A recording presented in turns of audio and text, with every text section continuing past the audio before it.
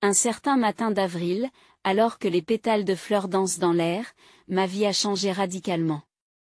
Je m'appelle Jane Hansen. Ce jour-là, je fêtais mon 20e anniversaire. Cette journée aurait dû être pleine de célébrations vibrantes. Cependant, ma matinée a commencé par les cris de ma fille, Emma. Emma, âgée d'1 an à peine, s'était réveillée dans le lit voisin du mien et avait envie de lait. Je me suis dépêchée de me lever et de la prendre dans mes bras. La chaleur de son petit corps me donne toujours la force de vivre. Et la sensation de sa peau douce, le doux parfum caractéristique des bébés. Tout cela était la raison de mon existence. Bonjour, Emma, ai-je embrassé doucement sa tête. Ses cheveux noirs et doux étaient comme les miens. Cependant, ses doux yeux bruns étaient sans aucun doute hérités de son père. Ses yeux me font parfois mal au cœur. Mais le sourire innocent d'Emma rend cette douleur précieuse. J'ai essayé d'arrêter de penser au père d'Emma. Ce souvenir me serre toujours la poitrine. Dès qu'il a appris ma grossesse, il a disparu. Il a changé ses coordonnées et supprimé ses comptes sur les réseaux sociaux. C'était comme s'il voulait effacer toute son existence. Je me souviens du dernier jour où je l'ai vu, de son expression alors que nous étions assis l'un en face de l'autre dans un café. La couleur de son visage s'est vidée lorsque je lui ai annoncé que j'étais enceinte. Et le silence apparemment éternel après qu'il a dit qu'il avait besoin de temps et qu'il est parti. À l'époque, j'avais 18 ans, j'étais lycéenne et je m'apprêtais à entrer à l'université. Pleine de rêves et d'espoir pour l'avenir, le monde semblait rempli de possibilités. Je m'apprêtais à étudier la littérature et rêvais de devenir écrivain. Le week-end, j'allais au cinéma avec des amis, en semaine, je me plongeais dans les livres à la bibliothèque. J'étais une lycéenne ordinaire. Lorsque j'ai découvert que j'étais enceinte, mes parents ont réagi comme prévu. Ou peut-être même plus intense que je ne le pensais. Honteuse. Les mots de ma mère résonnent encore à mes oreilles. Tu as terni la réputation de notre famille. Je me souviens de l'atmosphère pesante qui régnait dans le salon à la tombée de la nuit ce jour-là. Les soupirs profonds de mon père et la voix tremblante de ma mère. Ma mère répétait les mêmes mots en pleurant, comme si elle essayait de se convaincre. Comment cela a-t-il pu arriver? Sa voix était aussi froide que la brise d'une nuit d'automne. En revanche, ma sœur Alyssa était différente. Elle avait 16 ans à l'époque. Brillante et vive. Elle était la préférée de mes parents. Capitaine de l'équipe de Pom-Pom Girls et excellente élève, elle était la fille que mes parents avaient toujours voulu. Elle n'a pas dit grand-chose sur ma grossesse. Elle se contentait de me regarder de temps en temps avec des yeux compatissants. Dans son regard, il y avait un mélange de pitié et de soulagement, comme pour dire « Je suis différente ». Pendant les 2 années qui ont suivi la naissance d'Emma, j'ai été désespérée. Je suivais des cours à l'université pendant la journée et je travaillais dans un magasin la nuit. J'ai réduit mon temps de sommeil pour étudier et j'ai réussi, tant bien que mal, à obtenir un diplôme de puéricultrice. Pendant ce temps, ma mère s'occupait principalement d'Emma. Lorsque je rentrais de mon travail de nuit, ma mère tenait Emma dans ses bras, l'air épuisé. Parfois, je la voyais chanter doucement des berceuses. Dans ces moments-là, je pouvais sentir l'amour qui l'habitait. Cependant, la gentillesse de ma mère avait toujours des épines. Lorsqu'elle s'occupait d'Emma, elle ne retenait jamais ses critiques. C'est arrivé parce que tu étais imprudente. C'est ce qu'elle disait en changeant la couche d'Emma. Ses mains étaient douces, mais ses mots étaient percutants. Te rends-tu compte des problèmes que tu nous causes? Elle soupirait en réchauffant le lait. Ce soupir pesait lourdement sur mon cœur. Si seulement tu avais pu ressembler davantage à Alyssa. Après avoir mis Emma au lit, ma mère murmurait souvent ces mots. Ils s'infiltraient dans mon cœur comme une malédiction. Je les entendais presque tous les jours. Dans ma chambre, je pleurais souvent en tenant Emma dans mes bras. En écoutant sa douce respiration, je souhaitais lui offrir un meilleur environnement. Cependant, ce souhait se heurtait toujours au mur de la réalité. L'indépendance économique n'était encore qu'un rêve lointain. Un matin, après avoir fini de donner son lait à Emma, j'ai entendu la voix de ma mère à l'étage inférieur. Jane, c'est l'heure du petit déjeuner. Il y avait une tension inhabituelle dans sa voix. Un son étrange mêlé d'anticipation et d'anxiété. J'ai porté Emma en bas. Dans le salon, mes parents m'attendaient avec un air grave. Il n'y avait pas de petit déjeuner sur la table. À la place, quelques documents étaient posés. Asseyez-vous. La voix de mon père était anormalement basse. Je m'exécutais et m'installais sur le canapé, Emma sur les genoux. Sentant peut-être l'atmosphère tendue, elle était plus silencieuse que d'habitude. Jane, il faut qu'on parle. Ma mère commença, ses mains tremblant légèrement. C'est à propos d'Alyssa. À ce moment-là, mon cœur a fait un bond. Les pleurs provenant de la chambre d'Alyssa la nuit dernière.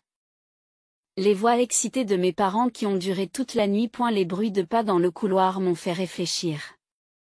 Il s'était passé quelque chose d'important. Qu'un a semblé ralentir alors que j'attendais les prochains mots de ma mère. Alyssa est enceinte. Je me suis étouffée. Ma sœur n'avait que 18 ans et elle était tombée enceinte au même âge que moi. Cette coïncidence ressemblait à un cruel coup du sort. Qui est le père? Ma question a failli être murmurée. L'air déjà lourd de la pièce semble s'épaissir. C'est Chris, le fils du président de la société immobilière. La voix de ma mère avait une pointe de fierté. Ce changement de ton a provoqué une vive douleur dans mon cœur. Chris Baker est le fils unique d'une famille riche bien connue dans la région. L'entreprise immobilière de son père était l'une des plus prospères de la région. J'avais entendu dire qu'Alyssa avait commencé à sortir avec lui au lycée. Je l'avais rencontré au festival culturel de l'école. C'est un jeune homme grand et intelligent. Et la façon dont il tenait Alyssa par la taille et la regardait fièrement, il formait vraiment un tableau. Un couple parfait. À l'époque, j'étais sincèrement heureuse du bonheur de ma sœur. Mais aujourd'hui, ce souvenir suscitait des émotions complexes. Alors, mon père s'est raclé la gorge. Nous avons pris une décision. Je n'imaginais pas alors que cette décision changerait le destin d'Emma et de moi. Alyssa et le bébé vivront ici. Chris les rejoindra. Cette déclaration me parut étrange. Bien qu'il y ait effectivement 4 pièces dans cette maison, toutes sont actuellement utilisées. La chambre de mes parents, la chambre d'Alyssa, la chambre pour Emma et moi, et une ancienne chambre d'amis qui sert de débarras. Donc, Jane, la voix de mon père était lourde. Je suis désolée, mais j'ai besoin que toi et Emma partiez. Un grand bruit a semblé retentir au-dessus de nos têtes. Et pendant un instant, tout devint blanc, un bourdonnement dans mes oreilles, et l'atmosphère de la pièce semblait s'être figée. Qu'est-ce qu'il y a? Ma voix tremblait faiblement. Emma leva les yeux vers moi, inquiète. Sa petite main s'agrippa fermement à mon pull. Elle va donner naissance à un garçon, notre petit-fils? Dit ma mère avec enthousiasme. Il y avait dans sa voix une chaleur que je n'avais jamais entendue auparavant. Il poursuivra la lignée familiale. Il doit être élevé dans un environnement approprié. Les yeux de ma mère brillaient d'un éclat anormal. J'imaginais très bien la réaction de mes parents lorsqu'ils avaient appris que le bébé d'Alyssa était un garçon. J'ai douté de mes propres oreilles. Mais Emma l'est aussi.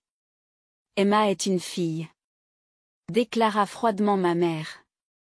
Il n'y avait aucune trace de gentillesse dans sa voix. De plus, tu es une mère célibataire. Cela nuit à notre réputation. À ce moment-là, tout est devenu clair. Pour mes parents, Emma et moi avions toujours été une honte. En revanche, la grossesse d'Alyssa était une bénédiction, car le père venait d'une famille aisée et l'enfant à naître était un garçon. Emma a toussé doucement. Ce bruit me ramena à la réalité. Je devais protéger cet enfant. Je devais assurer son avenir. Quand devons-nous partir? Ma voix était étonnamment calme. Aujourd'hui. Mon père a répondu. Chris emménage demain. J'avais l'impression de vivre un cauchemar. Pourtant, c'était la réalité. Je m'y suis levée et j'ai embrassé Emma. Je me suis levée et j'ai pris Emma dans mes bras. Elle, inconsciente de la situation, souriait innocemment. Ce sourire a failli déchirer mon cœur en morceaux. Mais je ne pouvais pas pleurer devant elle. Ce matin-là, j'ai emballé frénétiquement nos affaires. Alors que je mettais l'essentiel dans des boîtes en carton, des larmes coulaient sur mon visage.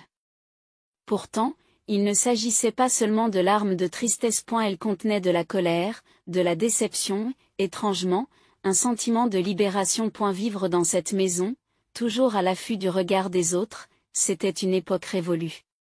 Même si la réalité était effrayante, elle marquait aussi un nouveau départ. Alyssa est restée enfermée dans sa chambre. De temps en temps, je l'entendais pleurer à travers la porte. Le son des pleurs semblait contenir des émotions complexes. Était-ce de la culpabilité, des regrets ou simplement des changements hormonaux dus à sa grossesse? Je n'arrivais pas à comprendre le cœur de ma sœur. Souffrait-elle de cette situation ou était-elle simplement stressée par sa grossesse? En moi, l'amour de ma sœur se heurtait violemment au sentiment de trahison. Dans l'après-midi, j'ai appelé la sœur de mon père, ma tante Suzanne. Mon cœur a battu la chamade lorsque le téléphone a sonné.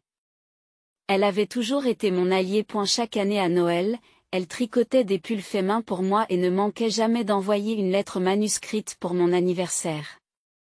C'est une personne vraiment chaleureuse. Qu'est-ce qui se passe? Ma tante a haussé la voix de colère au téléphone. Elle a exprimé le choc, la colère et une profonde tristesse. Est-ce que ces deux-là sont saints d'esprit? Tante. Nous. J'ai bégayé et elle a répondu sans hésiter. Viens tout de suite chez moi. Il y a toujours une chambre prête pour toi et Emma. Ces mots me firent à nouveau pleurer, mais cette fois de soulagement. Alors que des larmes chaudes coulaient sur mes joues, pour la première fois, j'ai ressenti une lueur d'espoir. De l'autre côté du téléphone, ma tante poursuivit, je viens te chercher tout de suite avec ma voiture. Je serai là dans 30 minutes. Prends ce dont tu as besoin. Sa voix n'avait plus son calme habituel, remplacé par une force résolue, mais les bagages. Ne vous inquiétez pas. Nous reviendrons les chercher plus tard. Pour l'instant, ta sécurité et celle d'Emma sont prioritaires. Après avoir raccroché, j'ai respiré profondément. Le soir venu, j'avais chargé les dernières affaires dans la voiture. Mes parents nous ont accueillis avec un regard comme s'ils regardaient des étrangers. Ils sont restés sur le pas de la porte, les yeux apparemment vides. Ma mère a ouvert la bouche à plusieurs reprises, mais n'a finalement rien dit. Son expression semblait porter une nuance de regret, bien qu'il puisse s'agir de mon imagination. Mon père a croisé les bras et nous a regardés partir avec l'attitude de quelqu'un qui quitte un entrepreneur, en évitant de le regarder dans les yeux. À au revoir. À mes mots, ils se contentèrent de hocher la tête en silence. Emma s'est assise sur le siège arrière de la voiture de ma tante, serrant contre elle un nouvel animal en peluche qu'elle avait acheté en chemin. Tu as besoin de nouveaux amis pour prendre un nouveau départ. J'ai failli m'étouffer devant cette gentillesse. Sur le chemin de la maison de ma tante, j'ai sorti mon smartphone, tremblante, et j'ai ouvert l'application des médias sociaux. Des années de pensées refoulées ont jailli en un flot de mots. Comme un barrage qui se brise, libérant toutes les émotions que j'avais retenues. Aujourd'hui. J'ai été expulsée de la maison de mon enfance. La raison? Mes parents avaient besoin d'une chambre pour leur petit-fils. J'ai une fille d'1 an. En tant que mère célibataire, j'ai toujours été une honte pour ma famille. Chaque jour, j'étais confrontée à ce fait et obligée de m'excuser comme si mon existence même était une erreur. Cependant, dès que ma sœur est tombée enceinte du fils d'une famille riche, tout a changé. Nous avons été expulsés au nom de l'ère nécessaire à la poursuite de la lignée familiale, avec un préavis d'1 jour seulement. Ils n'ont pas hésité à mettre à la porte leur propre fille et petite-fille. À ceux qui lisent ce billet. Sachez qu'une telle discrimination existe encore au XXIe siècle. Les parents qui mettent à la porte leur propre fille et petite-fille parce que c'est une fille et que la mère n'est pas mariée existent toujours. Mais ce n'est pas la fin. C'est un nouveau départ. Emma et moi avons maintenant une vraie famille. Le sang n'est pas toujours synonyme d'amour. Et j'ai appris ce qu'est une vraie famille. À un moment où j'ai publié ce billet, j'ai ressenti un profond sentiment de libération. J'avais dévoilé au monde toutes les émotions que j'avais refoulées pendant si longtemps. En même temps, j'ai ressenti une angoisse féroce. Mais il n'y avait plus de retour en arrière possible. Tu vas bien? Me demanda doucement ma tante. Sa voix était empreinte d'une profonde compréhension et d'un grand soutien. Oui, j'ai hoché légèrement la tête. J'ai l'impression d'avoir enfin pu exprimer mes vrais sentiments. Le rire joyeux d'Emma retentit sur la banquette arrière, me redonnant du courage. Nous sommes arrivés chez ma tante alors que le soleil se couchait. Tu as bien fait de venir. Ma tante nous a serrés fort, Emma et moi. Dans ses bras, je sentais la tension de la journée se dissiper lentement. Son corps portait l'odeur familière du savon. L'odeur d'un endroit sûr. C'est votre nouvelle maison maintenant. Ces mots avaient un poids certain. L'intérieur de la maison était remarquablement bien rangé. Ma tante avait dû préparer la pièce en prévision de notre arrivée. Dans un coin du salon, un petit berceau était déjà installé avec des draps propres. Et la table était garnie d'un dîner chaud dont l'arôme embaumait la pièce. Ce soir-là, j'ai longuement discuté avec ma tante. Après qu'Emma se soit endormie, nous nous sommes assises autour de la table de la cuisine pour discuter de tout et de rien. L'attitude de mes parents, la grossesse d'Alyssa et tous les sentiments que j'avais éprouvés jusqu'à présent. Ton père a toujours été lié à de vieilles traditions. Mais je n'aurais jamais imaginé que cela irait aussi loin. Sa voix mêlait la déception à l'égard de son frère et une profonde affection pour nous. Ce n'est pas parce qu'un garçon va naître. Ma tante secoue la tête. De nos jours, il est encore possible d'avoir de telles opinions. Le lendemain matin, mon message sur les réseaux sociaux a suscité un nombre inattendu de réactions. Des notifications ont inondé l'écran de mon smartphone, des milliers de partages. Des dizaines de milliers de commentaires empathiques, des mots d'encouragement de la part d'inconnus et des confessions de personnes ayant vécu des expériences similaires. Ai-je vraiment fait ce qu'il fallait? J'ai exprimé mon inquiétude en préparant le petit déjeuner. C'est devenu si important. Tu as fait ce qu'il fallait, me dit fermement ma tante. Rien ne change si personne ne parle. Cet après-midi-là, mon grand-père a appelé. Jane, est-ce vraiment vrai? Sa voix tremblait de colère. Le calme habituel avait disparu, remplacé par une émotion intense. Oui, répondis-je calmement. Tout est vrai. Je vois. Après un long silence, mon grand-père prit la parole d'une voix lourde. Demain, ta grand-mère et moi viendrons. Écoutons tout. Le lendemain, mes grands-parents se rendirent chez ma tante. Dès qu'il entra, mon grand-père se dirigea directement vers Emma. D'abord méfiante, elle se réchauffa rapidement lorsqu'il lui sourit gentiment. Notre fortune a entretenu cette maison. Dit-il en tenant Emma sur ses genoux, sa voix était empreinte d'un profond remords. Et pourtant, ils chassent leurs propres filles et petites-filles. Mes grands-parents étaient riches. La maison dans laquelle vivaient mes parents avait été achetée avec l'aide de mon grand-père, ce que j'ignorais jusqu'alors. La grande maison, le jardin bien entretenu, tout cela a été financé par mon grand-père. C'est peut-être notre silence qui est en cause, dit ma grand-mère à voix basse, les larmes aux yeux. Nous les avons trop gâtés, s'ils ne t'acceptent pas, dit fermement mon grand-père, Emma s'assoupissant sur ses genoux avec sa nouvelle peluche. Tout l'héritage ira à toi et à Suzanne. Ces mots ont transformé la situation. Sa voix portait une décision résolue. Et elle ne s'agissait pas d'une simple menace, mais d'une déclaration d'intention claire. Papa, s'étouffe ma tante. Suzanne, je te fais confiance pour l'utiliser correctement. Mon grand-père a continué. Pour Jane et Emma. Ma grand-mère a acquiescé en silence. Il est difficile pour nous de prendre une telle décision, dit mon grand-père en caressant doucement les cheveux d'Emma. Mais parfois, des décisions difficiles sont nécessaires. À partir de cette nuit-là, les appels de mes parents ont été incessants. Au début, je les ai ignorés, mais peu à peu, ils sont devenus plus fréquents. Jane, parlons-en. La voix de ma mère était plus affolée que je ne l'avais jamais entendue auparavant. Il y a eu un malentendu. Nous sommes de la même famille après tout. Il y avait un désespoir évident dans sa voix. Ils ont dû se rendre compte que la décision de mon grand-père aurait un impact direct sur leur mode de vie. Vous voulez juste l'héritage, n'est-ce pas? Ai-je dit, et le silence s'est installé à l'autre bout du fil. Ce silence confirmait que mes paroles avaient bien touché leurs véritables intentions. Je pouvais entendre la respiration de ma mère s'accélérer au téléphone. Pourquoi dis-tu cela? Sa voix tremblait. Parce que c'est vrai, n'est-ce pas? Ma voix est restée étonnamment calme.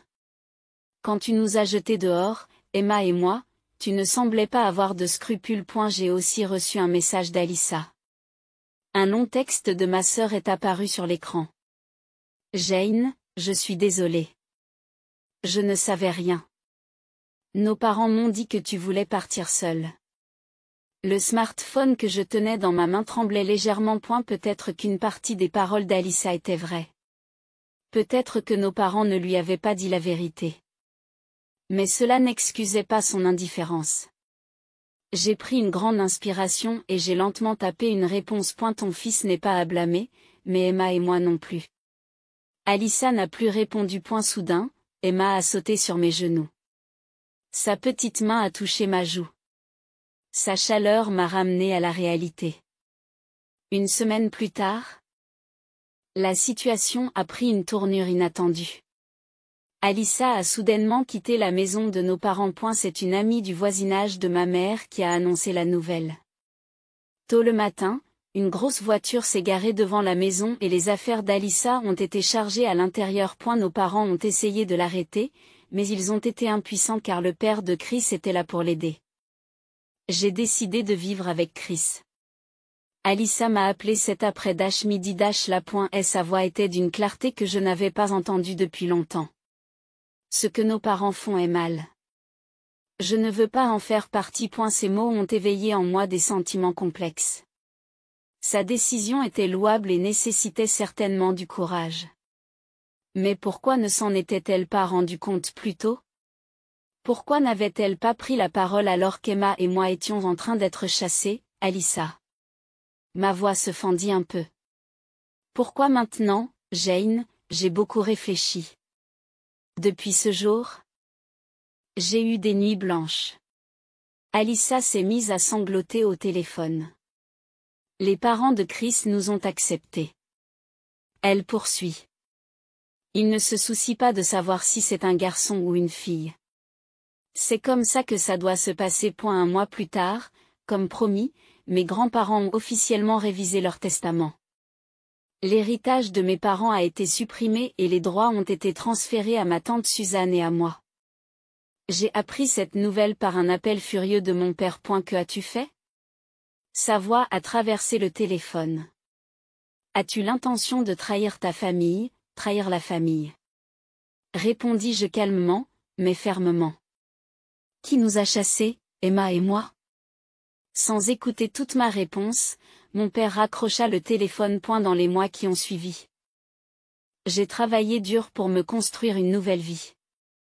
J'ai trouvé un emploi d'institutrice en maternelle et Emma a commencé à fréquenter la crèche gérée par ma tante. Je me suis efforcée de trouver un équilibre entre le travail et la garde des enfants, mais je n'ai plus ressenti la solitude que j'avais auparavant. Madame Hansen.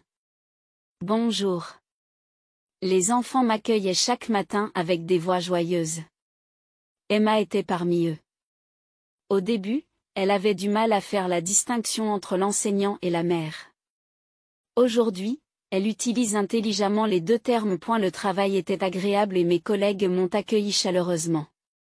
Beaucoup avaient vu mon message sur les réseaux sociaux, mais aucun n'a réagi négativement. Beaucoup m'ont soutenu en me disant: c'est courageux de ta part de t'exprimer. Je n'ai pas le même courage que toi, Jane. Un jour, une puéricultrice chevronnée, la directrice de l'établissement, m'a fait remarquer. Mais ce courage peut soutenir quelqu'un d'autre.